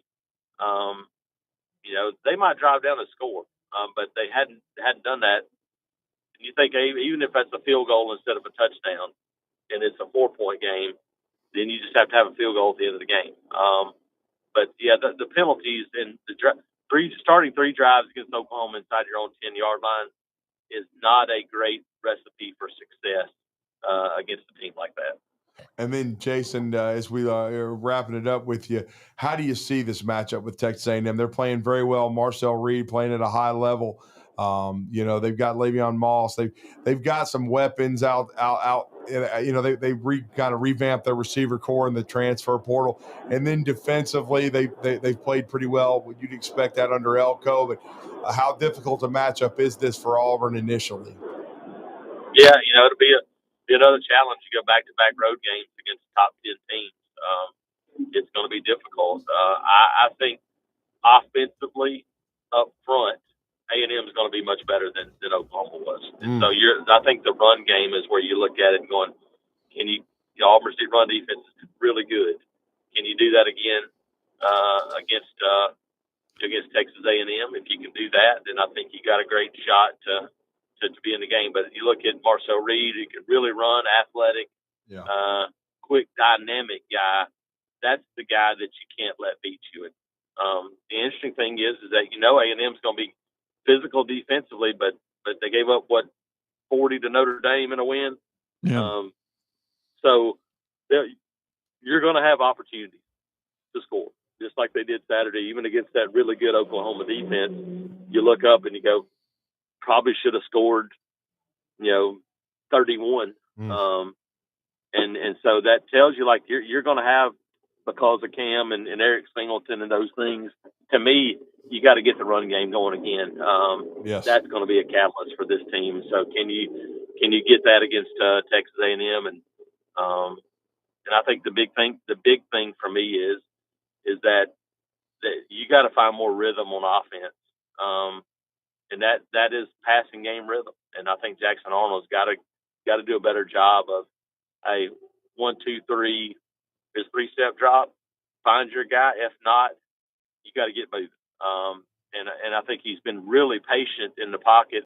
Saturday, I thought he was too patient in the pocket, and I think it cost him at times. And so I think there's a timing, and that old saying, the internal clock. I think that internal clock has to be a little quicker. Say, hey, look, we we got to get the ball out of here. And so see if that has an impact this week at Texas A&M. Well, going to be a busy week on the Plains. Introductory press conference for Stephen Pearl tomorrow at 9 a.m. I know you guys will have full coverage of that. And, of course, the preparation for the road trip to College Station. Let everybody know how to follow you, sir. Yep, check us out at auburnundercover.com, part of the 24/7 network, and find us on all the social media platforms, Twitter, Instagram, all those things, Auburn Undercover, and then also our YouTube page where all our videos, all podcasts, all those things, you can check them out there at our YouTube page at Auburn Undercover as well. Thank you, sir. Thanks. Appreciate the time. Thanks, guys. Appreciate it. Yeah, Bruce Pearl, by the way, last night, Hugh Freeze has his Tiger Talk. Yeah. Bruce Pearl calls in live to talk to and says, "Hey, This is Bruce from Auburn. I'll be at the Texas A&M game on Saturday, and I'll be rowdy as ever." So if I paint his chest, he has. I'm not making fun. Nope, you're not. He did it in Tennessee. Yep, and he was front and center with Cam Newton at a football game down there in the student section at Auburn. So he's been there. He sat with Coach Dye in the stands. I mean, yep. Let's get a break in. Phone calls, Talking Ball next, 256-576-4977.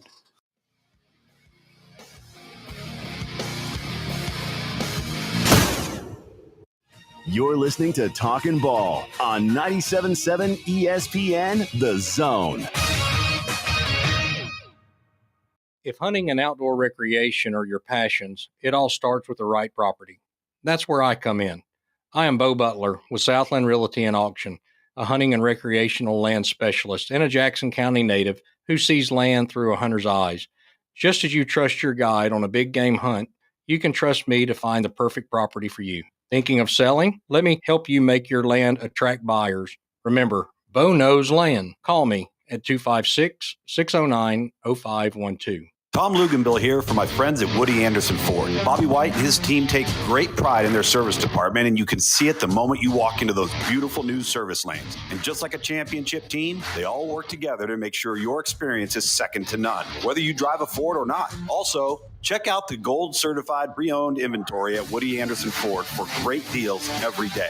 Stop by and see them at Jordan and Sparkman or at Woody Anderson of Madison on Hughes Road, or visit WoodyAndersonFord.com. Tom Abraham here for my friend Mike Owen at Owen Home Appliance Center. You know it's hot outside, so cool down with an upright or chest freezer in stock at Owen Home Appliance Center. And don't let those beverages get hot. Get an under-counter ice machine with a built-in pump for just $12.99. Or how about a fridge out by the pool or in the garage for extra cold drinks? You can get a scratch and dent 18 cubic foot refrigerator for just $3.49 while supplies last. Go to OwenAppliance.com to learn more. That's OwenAppliance.com. I'm here with Thomas from Talent Heating and Air. With the temperatures going up, now is a good time to get your heating and air system looked at. Thomas, when somebody calls, you guys answer. That's right. The phones are staffed by us. They're manned 24/7. We're ready to come out and take care of you that day.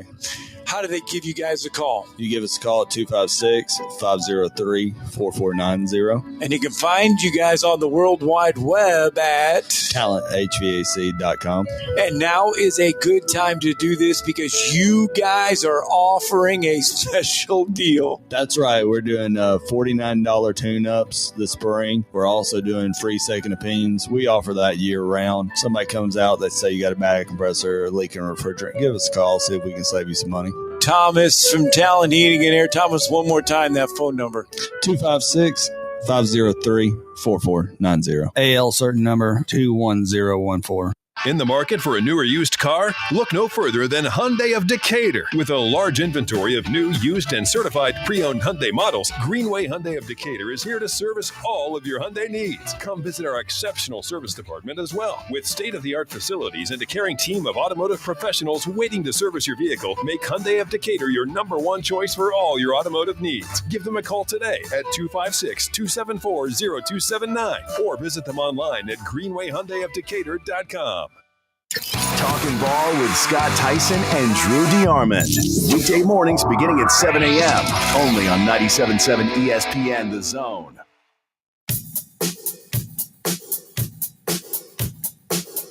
a lot of people.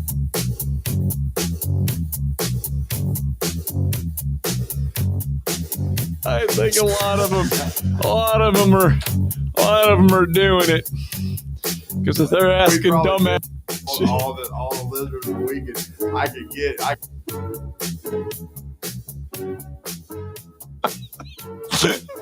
Well, we probably could, and it would sum up some of the stupidity we see around. There's a lot of it. Coming up, let's get out to the phone lines. Let's not talk about that stupidity. Let's go to Bama Bino. Thank you for holding, sir. Yes. I tell you what, the one thing you can't say is that I'm not dedicated. Yeah, that is true. You're very dedicated. Minutes, yes, 49 sir. and a half minutes. Well, we Anyway, appreciate that, man. We just had shaved my head, shaved everything. So, well, I don't mean everything. I shaved my head and my face. Well, we don't need to picture everything. Yeah, we don't. We'll just stay with the head. Because then I'll get Lord, I'll get blamed for all that. Yeah, you got to be. I'll be suspended for 6 months. I shaved the normal man blazes anyway. But listen, I don't wanted want to to think about any of that. I wanted to comment on the Bruce Pearl thing. Look, I'm an Alabama fan, but I'm also a fan of people and heart. And I heard one caller, and I don't think this. I'll give everybody the benefit of the doubt. I don't think there was anything cheesy about that. I want to talk about something a little bigger. When you get older, you see life in a prism from both ends, and you get priorities, and you realize how much you can use yourself, how much of a servant you can be to kids and young people. And he's already at the pinnacle of his career. Nobody can say he quit. He didn't get run off. No. When I heard his comments on the Charlie Kirk assassination, I saw something that he wanted to witness to young people. And I've known him. I've heard him speak when he was at Tennessee. I've spoke with him personally. And I think he has a bigger calling. And, I'm one of the biggest, you'll verify this, I'm one of the biggest sports fans. I love traditional sports. I love college football, college baseball, basketball, all of it. But sometimes you realize that you have a calling that you might not can do where you're at. And I think he can cheer on Auburn, help his son kind of mentor him on. And I think he can help both, society in general. And I heard something from the heart that wasn't scripted that my type of people can very well relate to. That you can't script from the heart. I heard from the heart. And there's not one thing wrong with how he done it or what he done.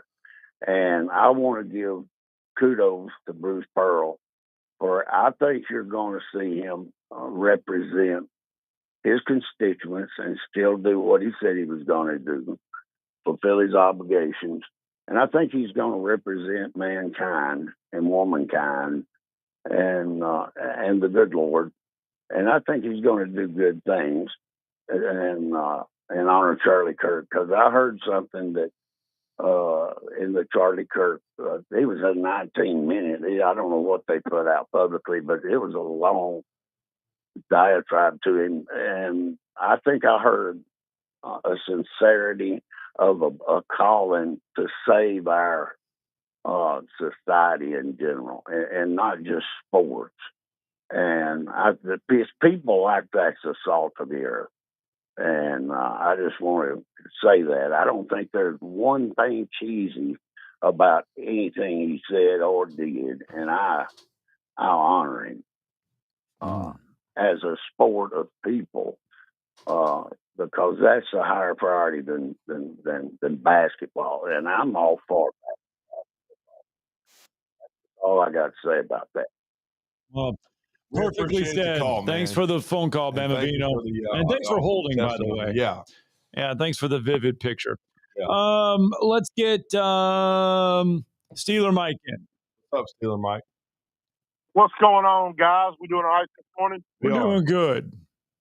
I got Scotty. I feel like you're more of an art guy than Drew is, so I need your opinion on something, if you don't mind. I will try. Heading down to Atlanta for the Pirates Braves. I've got 3 poster boards ready. Nice. I'm trying to decide which one to go in with.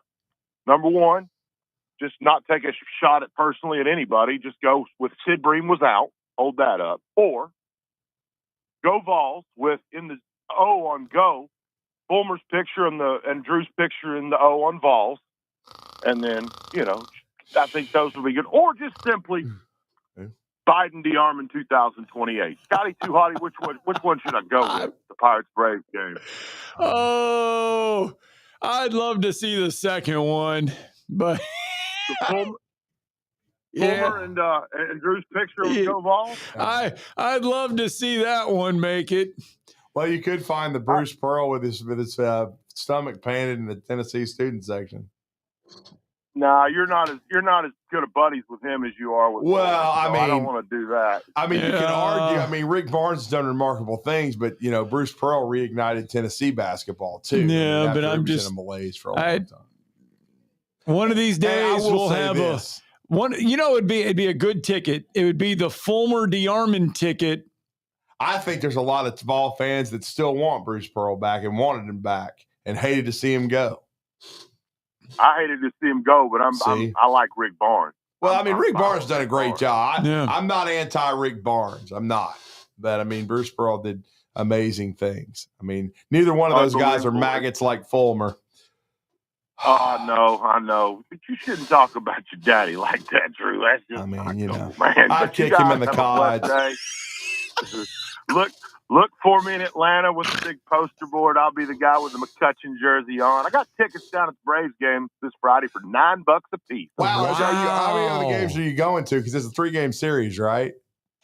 I'm going to go Friday. Okay. And then I'm going to probably go Sunday before I come back. Saturday, I'm going to watch. Is Skeens pitching in any of them?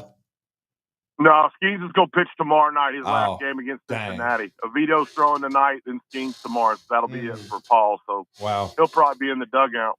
Yeah, that would have been a heck of a. No, that'd be worth seeing. Yeah, maybe him and Spencer Strider would have been something if that could have happened. Wow. Yep. I wonder if Livy will want to sit next to me in Atlanta. I don't know. If you pull that off, you better take a picture. No doubt. You guys have a blessed day, and we'll talk to you soon. Safe travel. Thanks, Steeler Mike. Great seats. Yeah. I wonder if he's going to take some of that jalapeno cornbread with him in the car. Make a batch of it and just take it and eat it in the car. He'd attract some folks, but they'd never let him bring it in. He's got to pay $6,522 for the food in Atlanta. This is not Arthur Blank. No, it is not. Running the Braves. No. Shoot, when we went to the soccer game there for SEC Media Days, the food, because it's the same place. Yeah. Food just as cheap. Same concession prices. It was like, wow, you telling me I can get a hot dog for $1 or $2? Wow. And a ham, wow. It made it made it nice. Yeah, there's no doubt. All right, well, I tell you. Instead of $11 for a Coors Light. I wouldn't know. I don't drink. I'm just saying. One of our previous people, he promised us we were getting all this free stuff, and then he cashed it in. We didn't have anything. We got to stop at Waffle House, and all he did was bitch the whole time. But I've got him blocked on all social media, so who cares? The Waffle House was good, by the way. It was. It was really good. I was totally in favor of it. It was real. I know. Trust me, when I feel the need to eat, we're going to stop. And the Braves beat the Yankees. It was a good night. It was a good night. It was a very good night. Yeah. Anyway, I tell you what, speaking of very good night, it was another good night for Alabama A&M on Saturday. For the first time since 2021, I believe they're starting the season 3-1. We got to get a break in because when we come back, it is our Tuesday conversation with Alabama A&M head coach Sam Shade. We'll figure out what's next for the Bulldogs. It's going to get a little trickier. Bethune-Cookman, a long bus trip to Florida. Daytona Beach. Don't forget the sunscreen. Oh, Lord. I think they're over, though. I haven't checked. Shave. Anyway, I just said shave. No facial hair. Got to cut that beard down. Yeah. Got to get a break in. Talking Ball, 97.7 ESPN The Zone.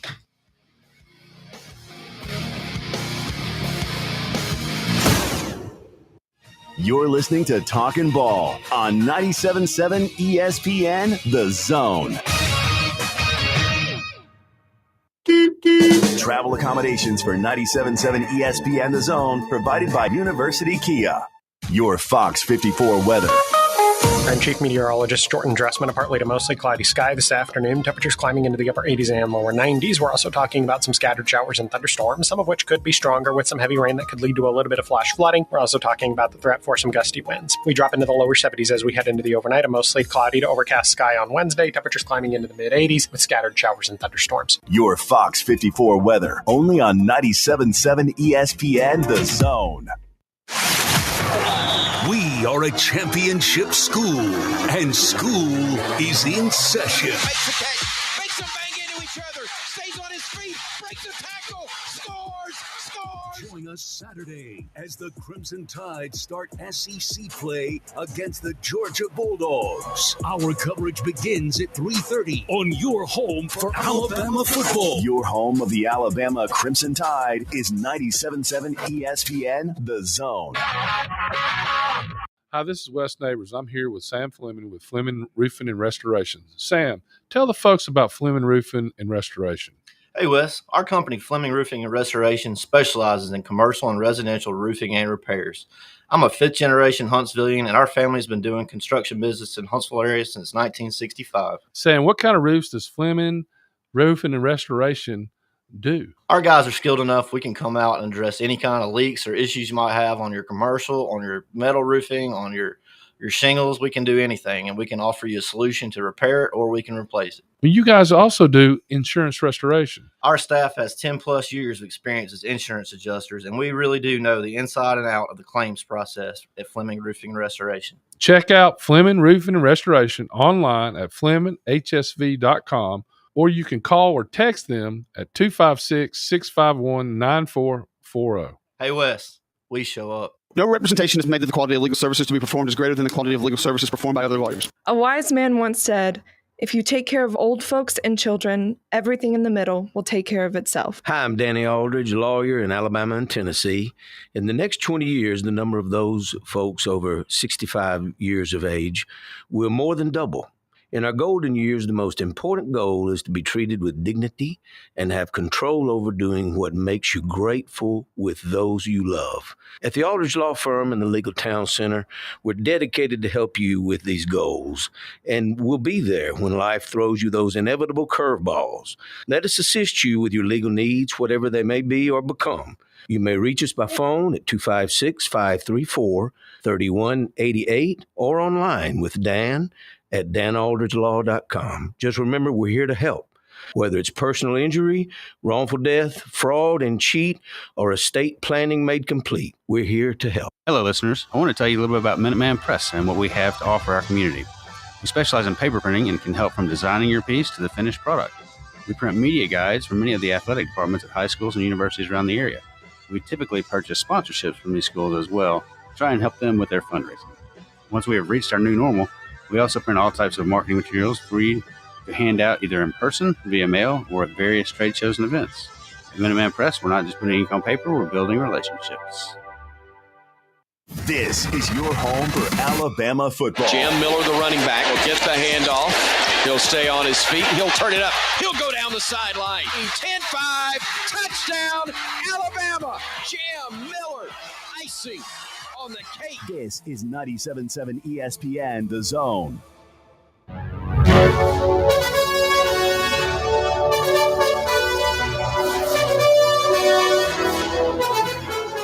The final countdown is on, and if I have that record, not CD, record.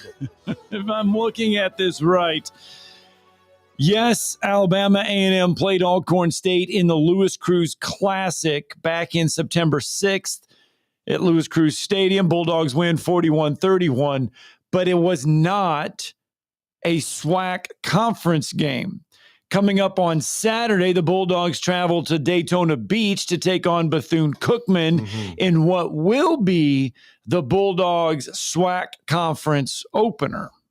And we are always honored to welcome the head football coach's first season with the Bulldogs, coming off of a 49-7 win over his former staff member and two-time Alabama A&M staff member, Stanley Connor, at Lane College. 49-7, your Bulldogs win at Lewis Cruz Stadium. And as Scott just said, they will be having their conference opener on the road now at Bethune-Cookman coming up on Saturday. But Coach has been kind enough to join us on the Neighbors Wealth Management Hotline once again. Coach, great win. And I always forget in some of those classics that they don't count as conference games. So conference play getting cranked up this Saturday. Yes, sir. Absolutely. This will be our first conference game that counts down in Daytona Beach against Bethune-Cookman. They're coming off of a win. They've been playing playing up a little bit. They played FIU and Miami and a really good South Carolina State team. So we're gonna have our work cut out for us. Yeah, they're coming off a 35-9 win over Edward Waters. So that was their first win. So they're coming in with some momentum. And as you said, Coach, sometimes when you look at teams, we've already seen this in high school football this past week, and then we've seen it on the college level as well. You can't focus on record sometimes when a team has played a tough schedule. Absolutely, and that's exactly what I meant by those guys played two FBS teams in FIU and in Miami, and then like I said, a really good South Carolina State team. So watching them on film this past week against Edward Waters. As a matter of fact, you even go back to South Carolina State. They actually had over 500 yards of offense against South Carolina State. So. And they almost had 500 yards in this past ball game against Edward Waters. So they've got a high-powered offense, very balanced, run and pass. We're going to have our work cut out for us on defense. Yeah. Coach, how did your team continue to improve this past week? 7 turnovers for us is pretty good. Yeah, that is not too shabby. Right. You're right. But, we actually started off a little bit slow offensively in the first quarter of the last ball game. Started off a little slow, but then we got it going in the second quarter and third quarter, and we're able to, finish it out in the fourth quarter. But defensively, we actually had a pretty good outing. Only allowed 150 yards of total offense by Lane, which, against anybody, that's pretty good. Yeah, no doubt about it. And I know you were concerned going in because of the style that Stanley Connor was going to play with assignment football and the option, but it seems as though defensively your team responded, Coach. Yeah, yes, you're right. You're right. We did do a pretty good job for the most part. Actually, the only score of the ball game was actually a pick six that we threw in the fourth quarter. So defensively, our defense held them to a goose egg. Well, Coach, what do you want to see defensively? I mean, you come into this one, you guys are allowing just a shade over, I should say, 27 points a game. Where do you want to see the defense continue to improve? Well, we definitely want to continue to improve on the scoreboard, by limiting offenses that we play, the amount of points that we're giving up. Definitely want to start there. And then it starts with us stopping the run defensively. We've got to, do a good job of stopping the run. That's something that, we've been working on that all season. And, we got it done in this last ball game, but we got to continue to do that in this next one. And, Coach, talk about Eric Hanley, your backup quarterback. We didn't see Cornelius Brown. He did not play in this game. How did you think Hanley handled himself? Taking the reins and playing for you. I know you said it was a slow start offensively, but when you don't have QB1 under center, how did you think he played? Well, it felt like Eric. He kind of had a little bit of a slow start. He threw an interception in the red zone early on, but after that interception, he actually settled down and really had a pretty good day distributing the football to a number of receivers on the day and for a few touchdowns also. So is Cornelius Brown back in the lineup for Saturday? Well, right now he's still questionable for this Saturday's game. He's still questionable. He's still, not 100% on that ankle. Right. But we're hopeful that he'll be able to go out and play for us on Saturday. Well, but I will say, though, the way he responded to adversity and still came on to throw 2 touchdowns, throw for over 200 yards, it's got to be valuable, though, because these injuries happen to get your backup quarterback that kind of action, Coach. Yes, absolutely. For Eric to start the game, and like I said, you take away the early interception, and he actually had a pretty good day throwing the ball around and executing the offense. We've talked a lot. We talked about his big day, Victor Barbosa's big day against Tennessee State, career high 45-yard field goal. Well, he Coach, upped it. Yeah, he upped it to 47 yards in the win against Lane. Coach, when you cross a certain point, are you getting more and more? I mean, not that you weren't confident already. He's saying 50. Yeah, are you like, okay, hey, we crossed the next amount of line, and this is good. We're now in range for 3. I can call a little bit differently with some of the plays. Yes, you're right. We actually do feel pretty good about putting Victor out there in certain situations when we say the ball crosses the 35-yard line. Actually, once we get inside the 35, depending on the conditions as far as the wind and things like that, but when it's pretty settled, we feel like we get him. We get the ball past the 35. We got a shot with Victor. Yeah, no doubt about that. I mean, there's no question. You're 1 for 1 from 47 yards. That's big. He's as good as any kicker in the SWAC. Now, Coach, I know you mentioned it a little bit, the balance of Bethune-Cookman, and by the way, that Edward Waters team was undefeated, so they beat an undefeated football team. But as you said, they've already faced the Miami Hurricanes. You know how good they are. They've already faced FIU. But you talked about their balance. Now, preparation-wise, last week was more of assignment football, and you don't see as much spread option. So for our listeners, stylistically, what kind of offense are you guys going to be facing with this kind of balance that certainly that Bethune-Cookman brings to the table? Well, they're going to base out of a 3 wide receiver, 1 running back, 1 tight end look. That's what they're going to start off in, and they're going to give us some RPOs, some run pass option stuff, but also just in the running game, they're going to give us zone, power, things like that, and then they've got a really good quarterback. Cam Ransom is the quarterback. He's been playing really well for him, and he's been getting the ball to his number 1 receivers, number 9, Huggins, who had a pretty good day on Saturday, over 100 yards of receiving yards and a touchdown. So we really got our work cut out for us against this group. They've got 2 running backs. One's a true freshman that are both really good, and both of them had over 100 yards yards rushing on Saturday. So just a group that's pretty explosive on offense. We've got to find a way to limit what they do offensively. And it's on the road as well. Conference road opener in Daytona, and could be a little warm come Saturday. I mean, it's something that, I mean, I guess you may have to keep an eye on, right? Yes. Actually, hey, you're playing at the beach, man. Going down to Daytona Beach. Which means pop-up storms, man. Rain. Yeah, it's Coach is exactly right. This has already happened in the state of Florida a ton. You've seen all these weather delays. Yep. So you got to be ready. You got to have a plan.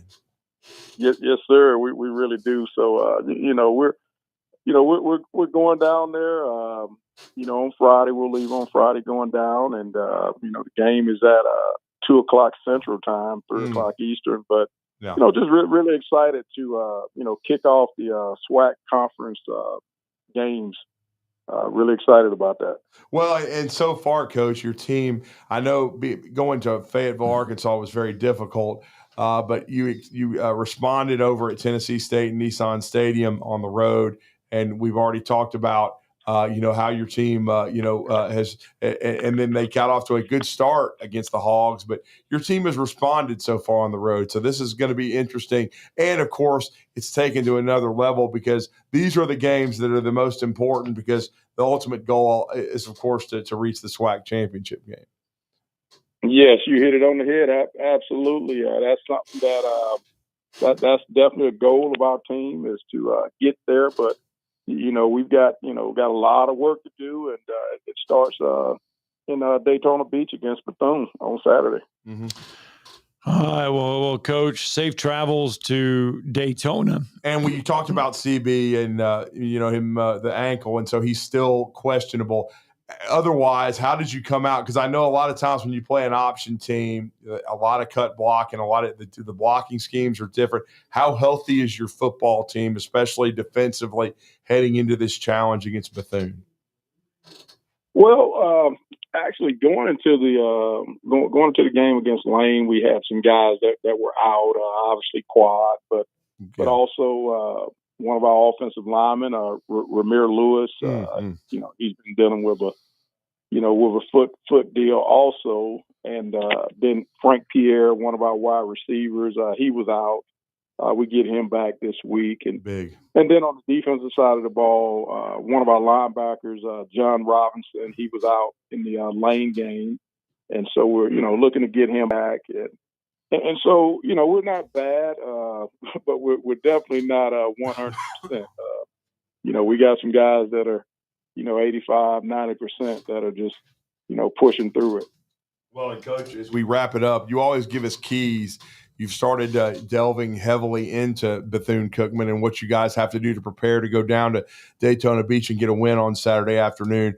But what are some of the keys in your mind to get a road win and get off on the right foot and be 1-0 in the SWAC? Well, it's going to start, with the running game. We've got to be able to establish the running game. We've got to be able to establish the run offensively and defensively. We've got to be able to stop the run. I mean, I know it sounds cliche-ish, but it's true. I mean, it's really true, because defensively, if we can stop the run and make them one-dimensional where they've got to throw the ball, that's going to help us out tremendously. And then offensively, it really, takes a lot off the quarterback in the passing game. We can run the ball, so that's where it starts. And then we've got to win the turnover battle. We've got to get that done. We've done that this last ball game, won the turnover battle, and so we've got to continue to do that, and just be special on special teams, make plays on special teams, make more plays than they make, and that'll give us a chance to win the ball game. Well, we always look forward to it, Coach. We always appreciate the visits each Tuesday. We look forward to hopefully rehashing a big win for the Bulldogs to get off to 1-0 starting the SWAC. Safe travels to Daytona Beach. May the weather be good. Yes. And you guys get a chance to get off to a quick start and come out of there with a W. But we always appreciate the time and talking some Bulldog football. All right, guys. I appreciate you guys, and looking forward to talking to you next week. All right, thanks. Sam Shade, kind enough to join us like he does each and every Tuesday, courtesy of our good friends, University Hyundai University Hyundai Decatur. Decatur Hyundai. Decatur Hyundai. Decatur Hyundai. Yeah. Where we want to see you drive away in a Hyundai. Because we're not at University Drive in Decatur Hyundai. Yeah, we're on the Beltline. That's University Kia. But you know what? University Kia could do the same thing too. I mean, we could be in a Kia, we could be in a Hyundai, because they're all yes. But anyway, our good friend Arthur Seaton helping us make that one possible. Right. Well, we are just about done. I mean, we've done everything we could in 2 hours. Well, I think. We paid homage to Bruce Pearl and what he meant to our state basketball wise. Huge. It cannot be really quantified. It's tremendous. I mean, his impact is going to be felt for years to come, especially if Stephen Pearl can take this baton and keep it going, because college basketball. And then I think Jason said about it, not just Alabama, but, just the SEC. It's also trickled down to the rest of the state of Alabama, because college basketball is very, very strong right now. Lenny Acuff coming back home to Samford after Bucky moves to Texas A&M. And then you got Tony Pujol, what he's doing At UNA. Yeah, no, they college basketball, Scott Cross, Jack State. Well, think about here, right? Great right now. 5 minutes up the road. What Mick Hedgepeth is carrying on Nick for John Hedgepeth, Shulman at 32-2, UAH. what he's doing, and then the new era of Alabama A&M men's basketball. They're super excited about it. So it's everywhere. It's infectious. Great. And think about it. I mean, we've got Alabama, Georgia. We've got Auburn, Texas A&M. We've got Ole Miss, LSU. We're going to break all that down as the week goes on. But that trumped. Bruce Pearl announcing his retirement trumped a lot of that in one day. So Bruce and I like that word you just used. Trumped? Yep. Just threw it out there. All right. We're back at it tomorrow. Does it really matter which dealership you